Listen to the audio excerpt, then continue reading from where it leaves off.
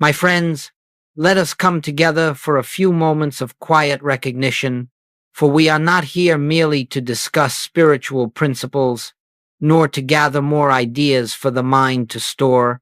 We are here to behold truth, to rest in the awareness of God as the only presence and the only power, and in that sacred atmosphere, let us consider something that touches every sincere seeker of the spiritual life. There are times along this path when you have been faithful. You have prayed when no one knew you were praying. You have forgiven when everything in you wanted to remember the hurt.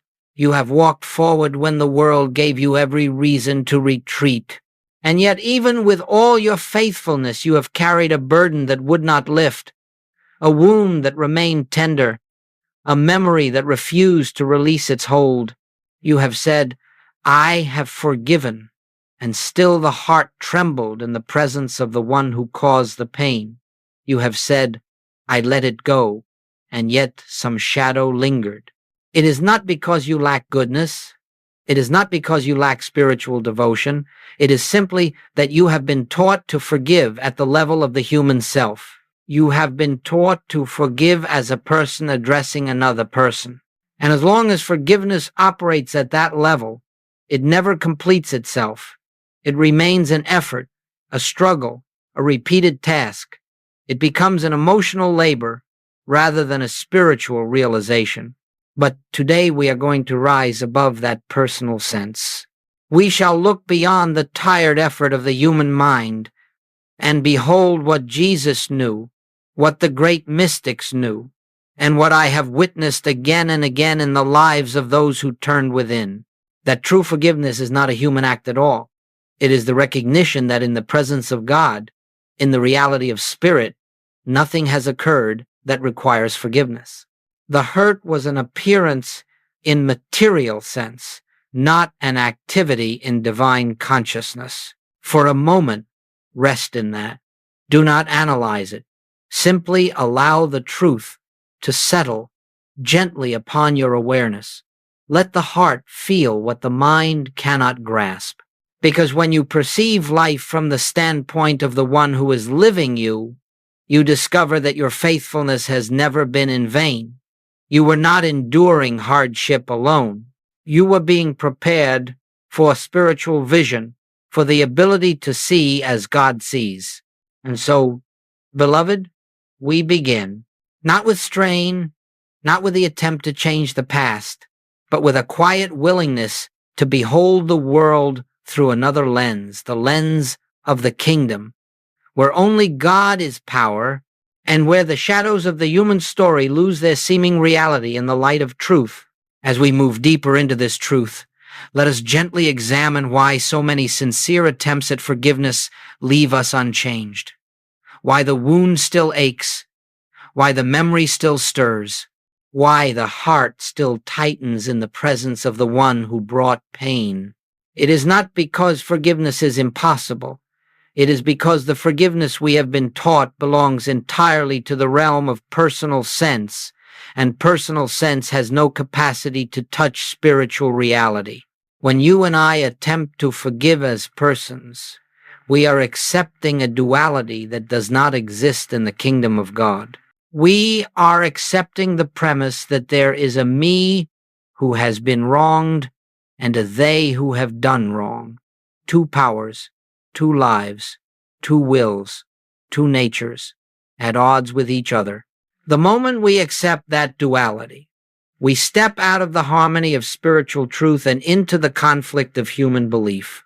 And in that atmosphere, forgiveness becomes an effort, and efforts of the human mind can never reach the peace of the spirit.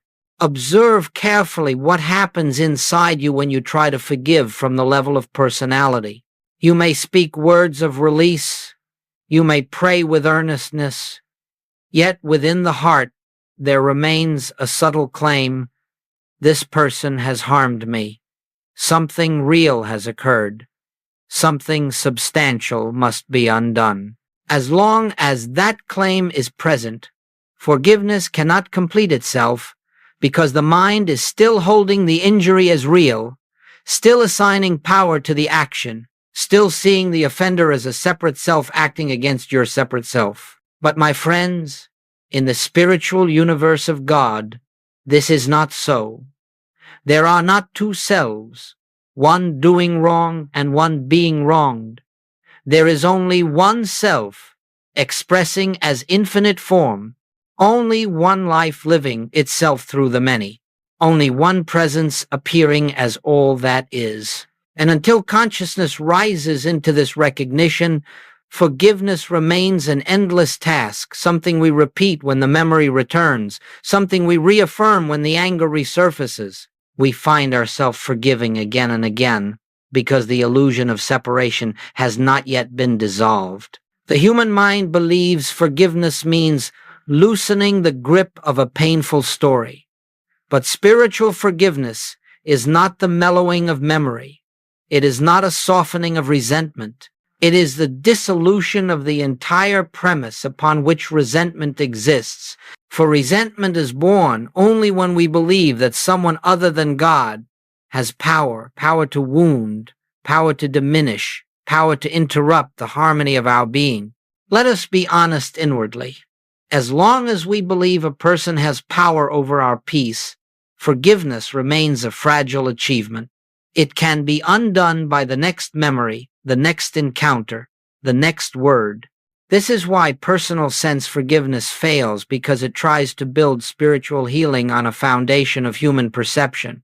But listen, when the foundation shifts, the entire structure changes. When you recognize that nothing and no one has authority over your life but the one presence, when you realize that the action which seemed to injure you belonged only to the realm of human ignorance, not to the realm of spirit, then forgiveness is not something you perform. It is something that happens as naturally as light dispelling darkness. And so we see that personal sense forgiveness fails not because we lack virtue, but because we have attempted to do a spiritual work with a human tool.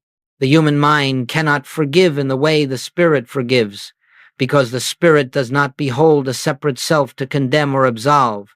It sees only God, only harmony, only the unbroken flow of divine life. When we rise to that vision, forgiveness ceases to be a duty and becomes a realization. There is nothing to forgive, for in the presence of God, nothing real has been violated.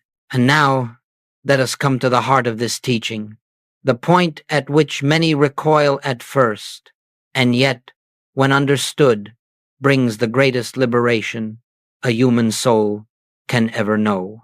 It is the revelation upon which much of my work rests, the realization that dissolves burdens which years of emotional labor could not erase. It is simply this: in the presence of God, in the truth of spiritual being, there is nothing to forgive. Do not rush past this. Do not attempt to grasp it with intellect. Let it enter gently, as a whisper of the Spirit. For this is not a statement of sentiment, nor a denial of human experience. It is a recognition of spiritual reality, a reality that transcends the shifting appearances of the material sense. You see, my friends, all that you have ever attempted to forgive belong to the realm of the human picture, where individuals act from fear, from ignorance, from the false belief that they are separate from the source of their being.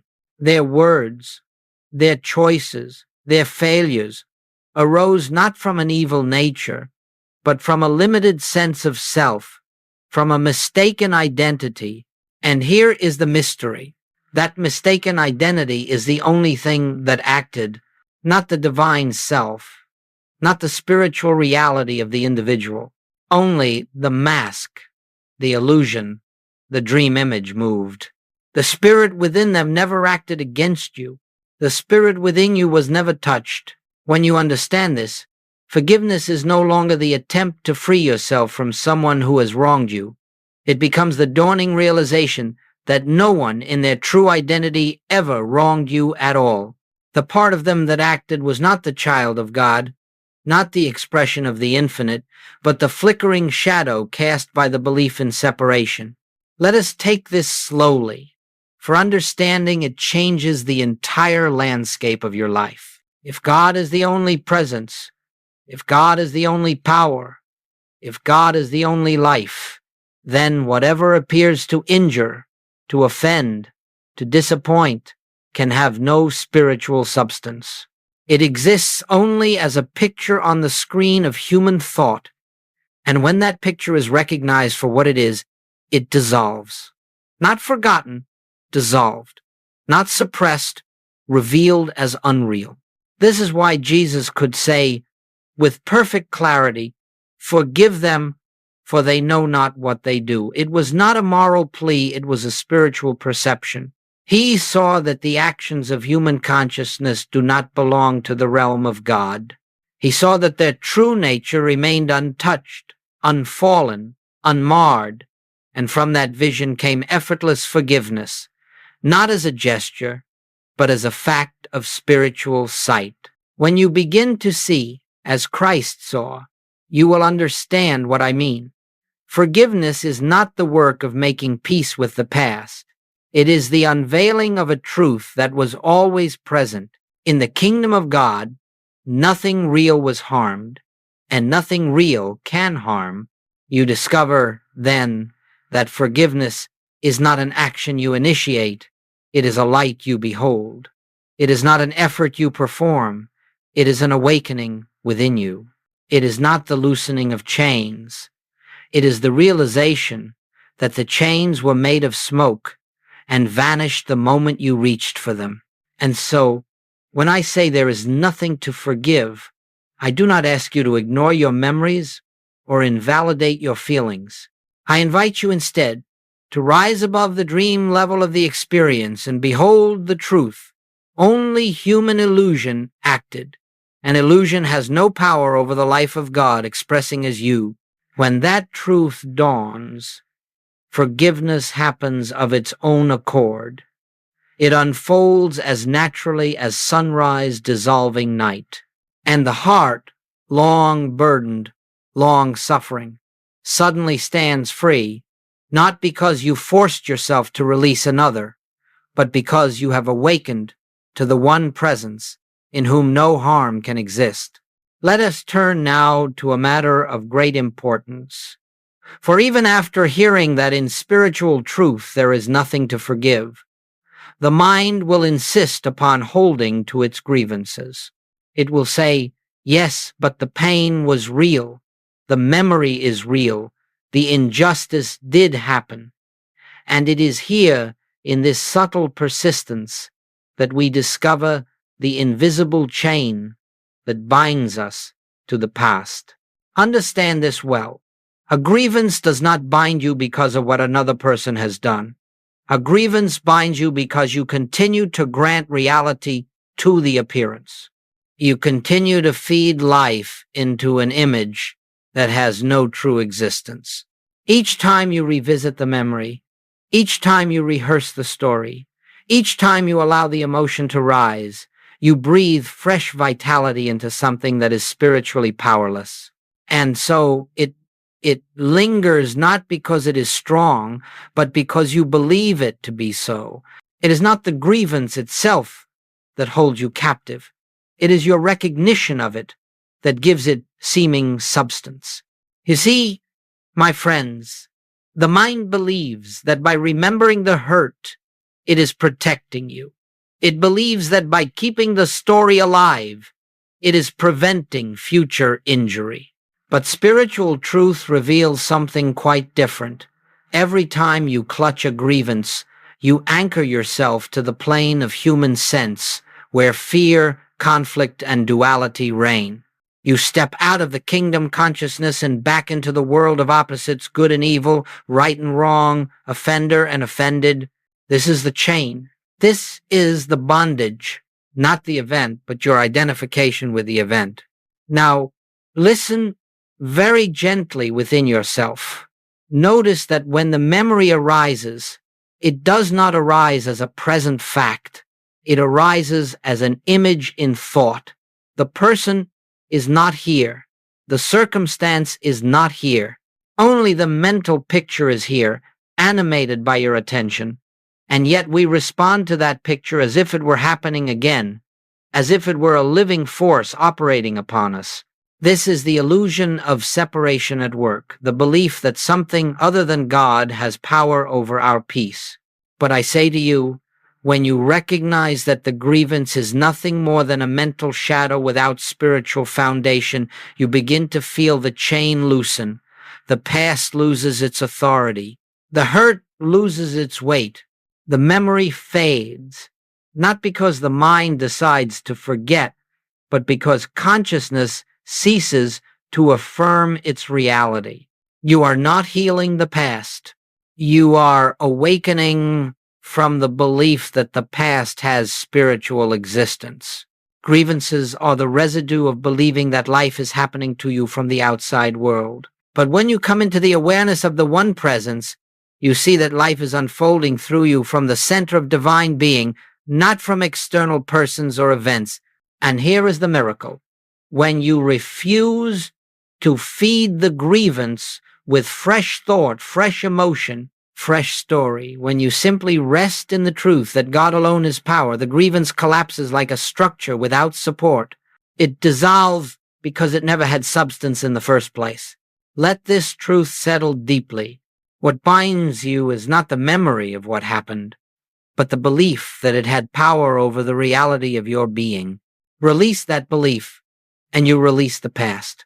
Release the past, and you step into the kingdom. Step into the kingdom, and you discover freedom not as an achievement, but as the nature of your own spiritual identity.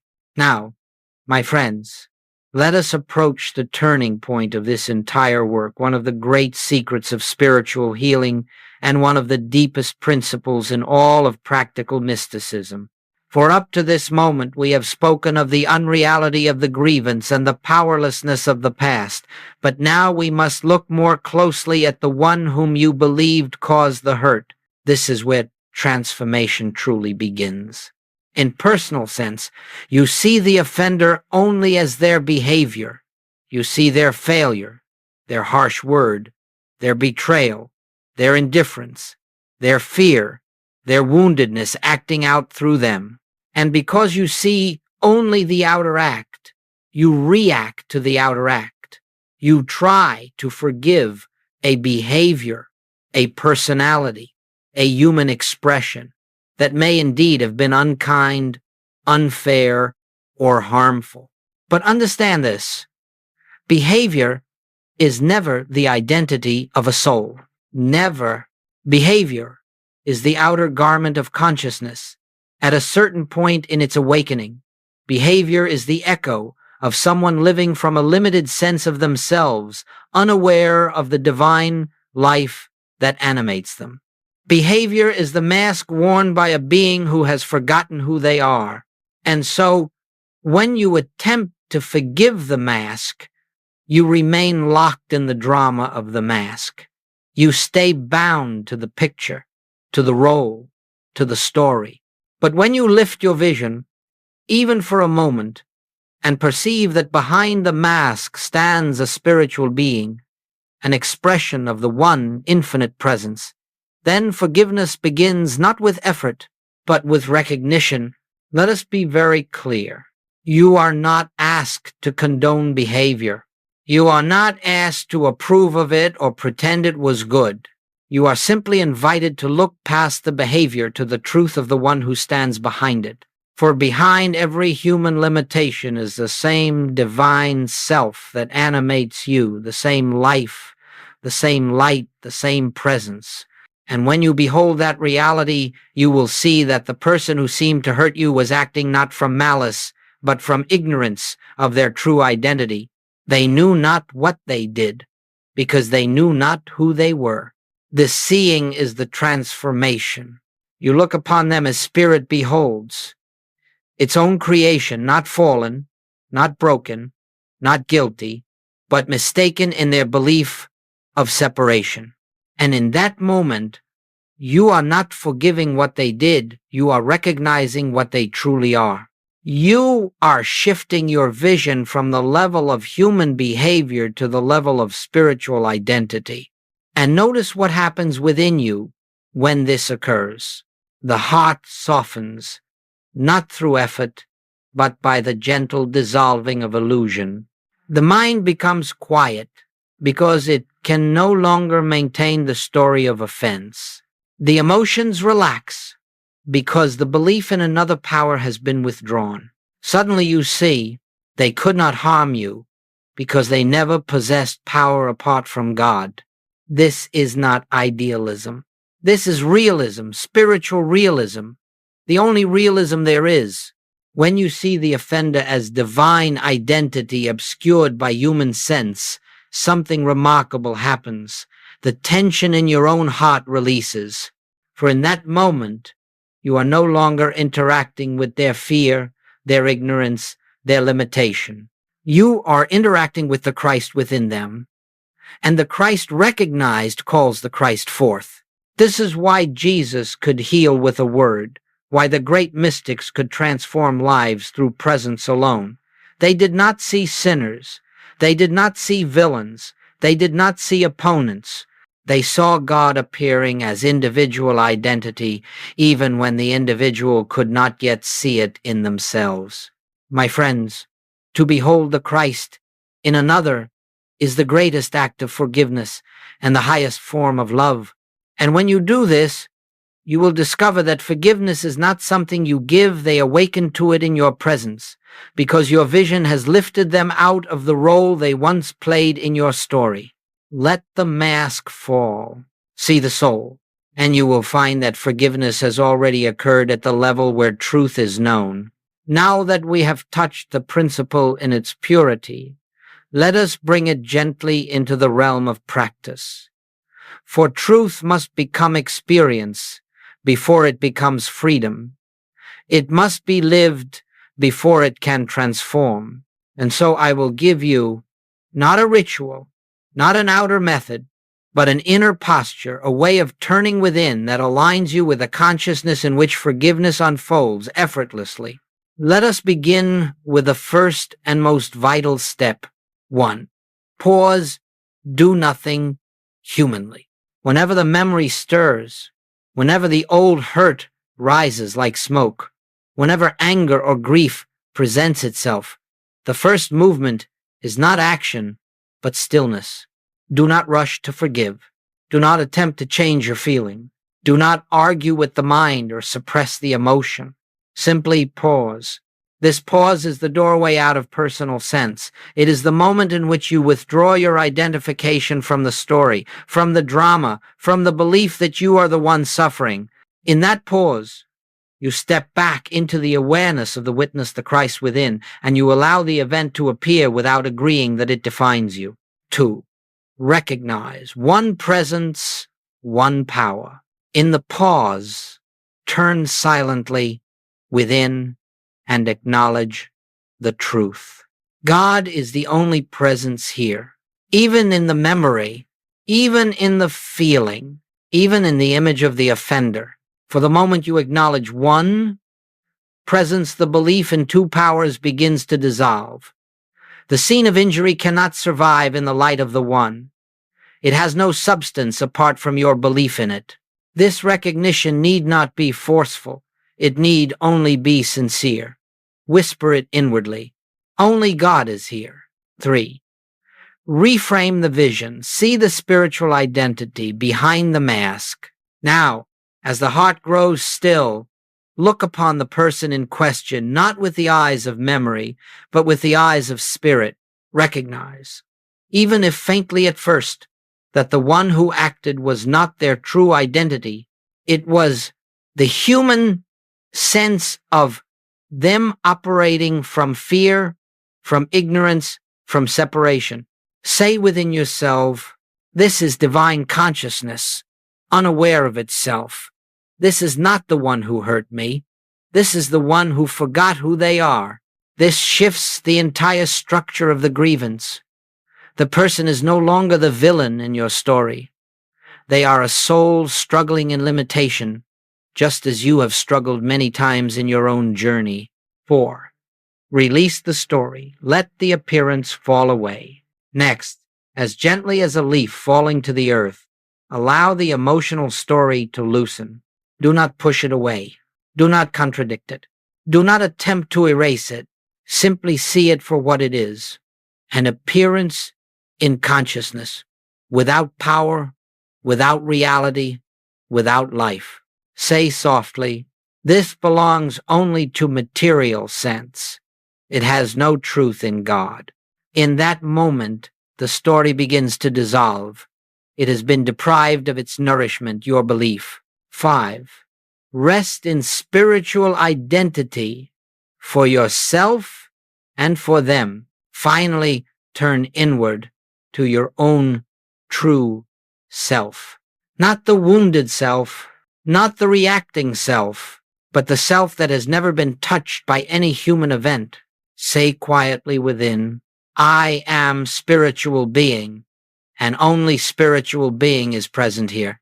Rest in this. Let it wash over you.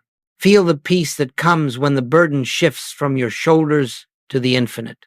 And as you rest, notice something. Forgiveness has already taken place, not because you did something, but because you ceased doing the thing that kept illusion alive. You did not forgive. You recognized. You did not release the offender. You saw the truth about them. You did not heal the wound. You awakened from the belief that you were injured. This is the practice of impersonal forgiveness. It is simple, but it is not shallow. It is profound, but it is not difficult. It is the gateway to freedom because it returns you to the consciousness where God alone is power. Practice this gently. Practice this consistently, and you will find that the heart, which once felt heavy, now lives in an atmosphere of quiet compassion, not because you have tried to love, but because you have realized that love is the nature of your own being. Now let us bring this truth into the living texture of human experience, for principles alone can inspire, but it is often in the quiet testimony of transformed lives that we recognize how spirit works in the ordinary events of our days. I want to share with you the story of a woman whose journey illustrates in the most gentle way how the consciousness of forgiveness, true forgiveness, unfolds when we cease struggling at the human level and turn toward the kingdom within. Her name was Margaret. She came to one of my classes many years ago with a heart weighed down by a grief she could scarcely carry. Her sister, her own flesh and blood, had betrayed her trust in a business matter, costing her nearly everything she had saved from years of labor. It shook her marriage, shattered her sense of security, and left her feeling abandoned by the very person who should have stood beside her. For 3 years she tried to forgive. She prayed with earnestness. She read every book she could find on reconciliation. She confronted her sister, pleaded with her, reasoned with her, yet the anger remained. Worse still, her body began to reflect the inner strain, chronic digestive trouble, sleepless nights, a heaviness in her chest that no physician could explain. When she sat before me, her eyes carried the fatigue of someone who had done everything she knew to do, yet remained imprisoned in the same sorrow. And so I asked her, "Margaret, whom are you trying to forgive?" She hesitated, surprised by the question. "My sister," she said softly. Who else? But it was not the sister who had betrayed her that she was trying to forgive. It was the personality, the behavior, the human sense of her sister, the part of her sister that had acted from fear, from confusion, from belief in separation. And so long as Margaret kept her attention fixed on that human sense, she could not be free because she was trying to reconcile truth with illusion, spirit with appearance. I told her gently, "Stop trying to forgive your sister. In spiritual reality, the one who betrayed you does not exist.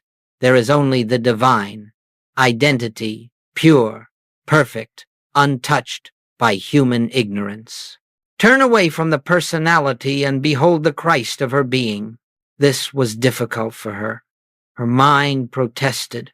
Her emotions resisted.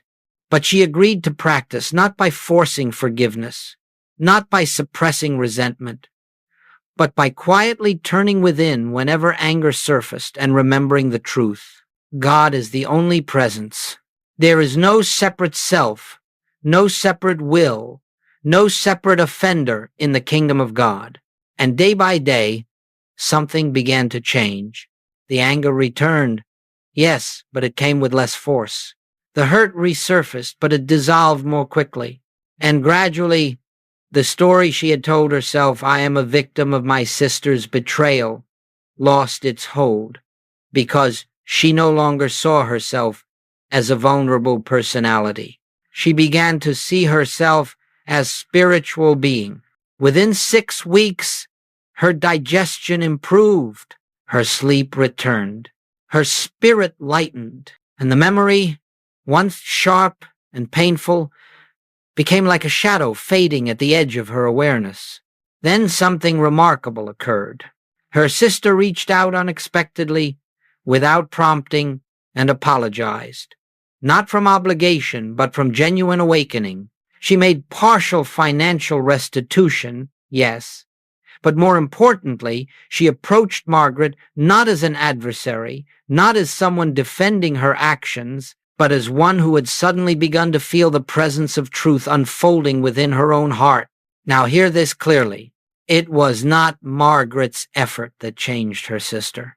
It was the atmosphere of truth in Margaret's consciousness, the refusal to hold her sister in the bondage of wrongdoer. When Margaret saw her sister's spiritual identity, she released her into the freedom of her own higher nature, and her sister responded to that call. This is the power of impersonal forgiveness. This is the quiet miracle that happens when we behold only God and nothing else behind the human appearance. It heals bodies. It restores relationships. It dissolves burdens, not because we try to change the outer picture, but because we have awakened to the reality behind the picture. My friends, what happened for Margaret can happen for you, not by repeating her steps outwardly, but by entering the same consciousness, the consciousness that sees no offender, no offense, and no separation in the kingdom of God. Let us now consider what it truly means to live without grievance, for to some this may seem like an impossible ideal, a spiritual height reserved for saints or mystics. But I tell you, living without grievance is not rare, nor is it reserved for the few. It is the natural state of one who has glimpsed the kingdom not as a place, not as a promise, but as a present reality of consciousness. When you understand that every grievance arises from the belief in two powers, you will see that to release a grievance is not to perform a moral act, it is to awaken from a dream. It is to step out of the world where persons act upon you and enter the world where God alone is presence and power. And when this realization dawns, it changes the very texture of your inner life. Let me show you what life feels like in this awareness. When you live without grievance, the heart becomes extraordinarily light, not empty, not detached, but spacious, wide enough to hold the imperfections of others without being shaken by them. You no longer react from hurt, because you no longer believe in the you that can be hurt. You have begun to live from the self that is untouched by human conduct, the self that is born of God, the self that cannot be diminished. When the old triggers arise, you find that they no longer reach you in the same way. Yes, a feeling may appear momentarily, like a cloud passing, but it dissolves quickly because it cannot find a place to anchor. You are no longer its host. You are the presence before which it fades. You see, once the belief in a separate self falls away, grievances have nothing to cling to. And in relationships, something beautiful happens. People who once irritated you now appear gentler. Circumstances that once felt threatening lose their power. Conversations become clearer, Interactions become freer because you are meeting others from a place of wholeness rather than need. You are no longer searching for validation, nor guarding against harm. You are simply present, radiating the consciousness of truth. This is not something you strive for. It is something that unfolds as you rest in the awareness of one presence. You discover, too, that living without grievance does not make you passive. Quite the opposite. You become capable of firm boundaries, clear speech, and wise action, but without the heat of resentment, without the tremor of fear. You act from clarity, not from injury. You respond from truth, not from reaction. And because your responses are no longer conditioned by old wounds, the outcomes of your life change. You find peace where there once was conflict, ease where there once was tension. Doors open, opportunities appear, people soften in your presence, not because you are manipulating them, but because the atmosphere of your consciousness invites harmony. My friends, this is the beginning of kingdom consciousness. The kingdom of God is not a distant future, nor a reward for righteous behavior. It is the awareness of God's infinite presence here and now, the recognition that spirit is the only reality and that all appearances of discord are shadows with no substance. When you live from this awareness, grievances lose their life. They cannot follow you into the light. And so I say to you, living without grievance is not the achievement of a spiritual athlete.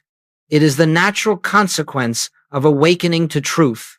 When the mind ceases to manufacture stories of injury, when the heart ceases to cling to false identities, when the soul recognizes its unity with all that God is, then forgiveness becomes unnecessary, for there is nothing left to forgive.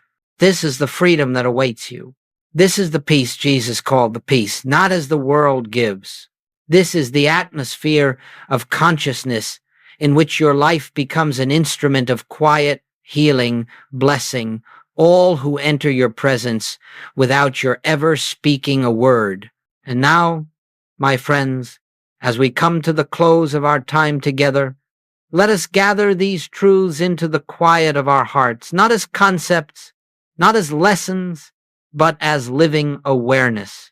For the purpose of this teaching has not been to improve the human scene, nor to strengthen the human personality. Its purpose has been to lift you gently into the consciousness that stands behind the human picture, the consciousness in which God alone is power, God alone is presence, God alone is reality. You have heard today that true forgiveness is not an achievement, not a labor of will, not a moral effort to rise above resentment. True forgiveness is the realization that in the kingdom of God, no harm has occurred. The offense belonged to the realm of human sense, and human sense has no authority over the life that is lived in and by God. Let this truth become a resting place within you. When you feel the old emotions stir, remember, the one who was hurt is not your true self. The one who did the hurting is not their true self. Only the divine identity is real, and only the divine identity has life. When memories arise uninvited, do not struggle. Simply return to the presence. Return to the simple recognition. God is here. God is the only here. When you begin to live from this recognition, the old landscape of your life reshapes itself. Relationships take on new form. Your emotional body grows lighter. Your mind becomes clear and still.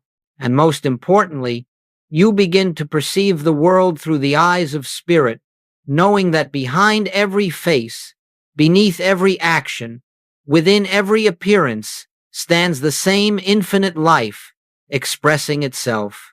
This is the kingdom. It is not a destination. It is not a place to arrive at someday. It is the awareness of God's allness realized now. And so I invite you not to try, not to strive, but simply to rest. Rest in the truth that the burden you have carried was never yours to bear. Rest in the knowledge that forgiveness is not something you must perform. It is something that unfolds when the light of spiritual truth dissolves the shadows of the human story.